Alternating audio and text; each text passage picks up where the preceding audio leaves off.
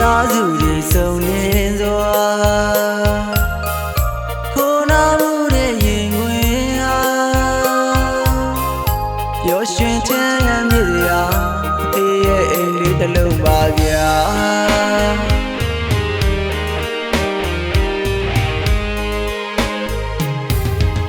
တဏီမို့ထရံကငွေချင်းမပြေဆုံးတော့လေထာဝရရဲ့ရိပ်မြုံကလေးပါဥပင်တရားဘာမှမရှိပါနှွေထွေးမှုများနေတာခိုးလုံခဲ့သောမေတ္တာကဘာတီရီကေဟာအမြည်ပေးကမွန်တင်ခြင်းလေဗျာ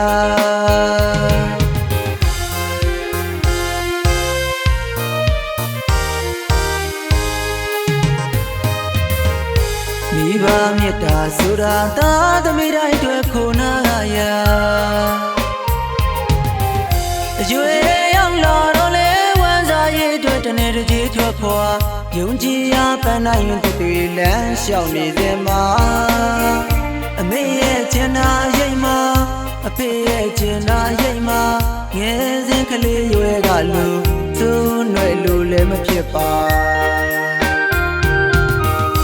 ကိုယ်တိုင်ဖြည့်ရှင်ရစဉ်မှာလွှဲရဖို့တီရီကေအဖေ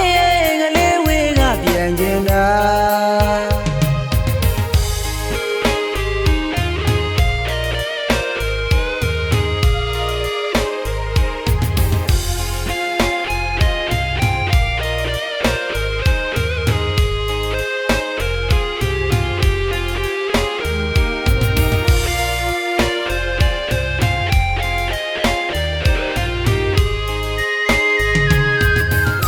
မိသားစုတွေစုံနေစွာ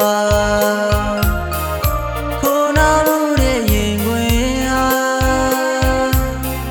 ပျော်ရွှင်ချမ်းရမြစ်ရာအဖေရဲ့အိမ်လေးတစ်လုံးပါဗျာ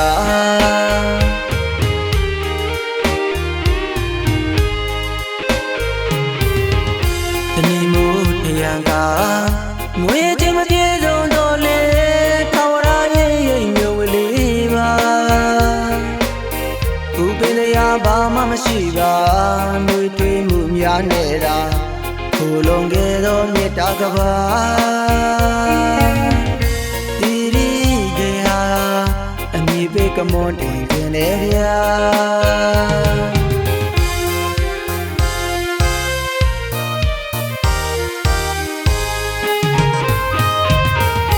မိဘမေတ္တာဆိုတာသာသမီတိုင်းတွေ့ခိုးနာရာအကျွေရောက်လာတော့လေဝမ်းစာရည်တွေ့တနေ့တစ်ကြီးထွက်ခွာယုံကြည်ရာပန်းနိုင်သူတွေလမ်းလျှောက်နေစင်မှာအမေရဲ့ကျင်နာရိတ်မှာအဖေရဲ့ကျင်နာရိတ်မှာငယ်စဉ်ကလေးရွယ်ကလူသူ့ຫນွယ်လူလည်းမဖြစ်ပါကိုယ်တိုင်ဖြည့်ရှင်ရစဉ်မှာ